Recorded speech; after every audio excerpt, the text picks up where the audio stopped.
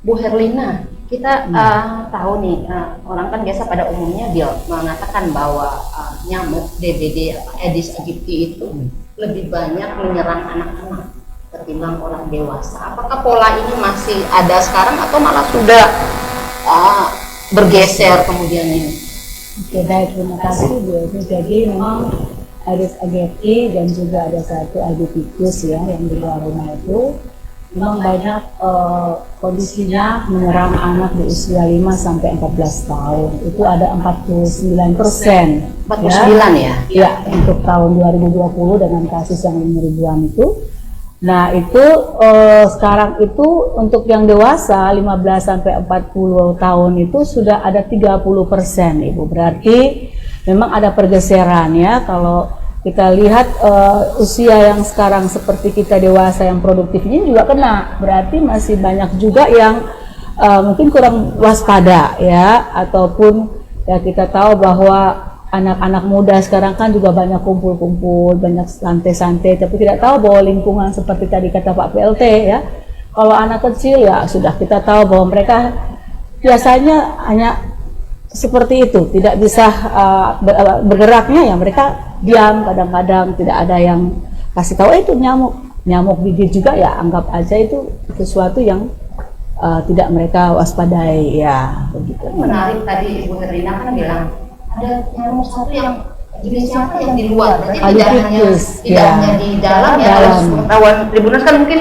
ketika di dalam rumah saja nih nyamuknya ada, ternyata pada saat di luar pun bisa ya? Bisa, itu ada jenisnya kan. Aegypticus itu kan dia di luar rumah, dia lebih banyak di tempat yang tadi seperti di hutan-hutan ya. Kita kan masih ada legon-legon yang semak belukar yang belum teratasi, itu tempat senang juga, tempat nyamuk itu Aedes aegypticus di situ ya. Dan nyamuk menyerang itu pada pukul berapa saja? Nah, biasanya ini jam pagi 2 kali ya, dia punya intervensi menggigit itu di jam 9 sampai jam 10 pagi dan juga jam 4 sampai jam 5 sore ya. Jadi memang kita harus waspada ya ketika jam-jam nyamuk itu lebih intens menggigit. Walaupun memang ada juga ahli entomologi katakan bahwa sekarang di malam hari itu juga dia, jadi memang nyamuk ini, vektor ini pertumbuhan dia punya dinamika surveillance vektornya itu ada perubahan-perubahan dari waktu ke waktu, Ibu Fe. Ya. Seperti itu ya. Ya. Ngomong-ngomong soal berbagai jenis peraturan nih Pak PLT, kita kan punya banyak sekali Permenkes ya. Ada Permenkes untuk pemberantasan, pencegahan, kemudian penyelenggaraan sistem kewaspadaan, jenis penyakit tertentu. Nah, pertanyaannya sejauh mana sih seluruh Permenkes tentang DBD ini disosialisasikan ke masyarakat, dan efektif tidak, dan bagaimana? Ya. Baik, jadi pada prinsipnya setiap aturan teknis yang dikeluarkan oleh Kementerian Kesehatan pasti itu akan ditindaklanjuti oleh perangkat yang berkaitan. Dalam hal ini termasuk kita di Provinsi NTT, Dinas Kesehatan Provinsi NTT, kemudian Dinas Kesehatan Kabupaten.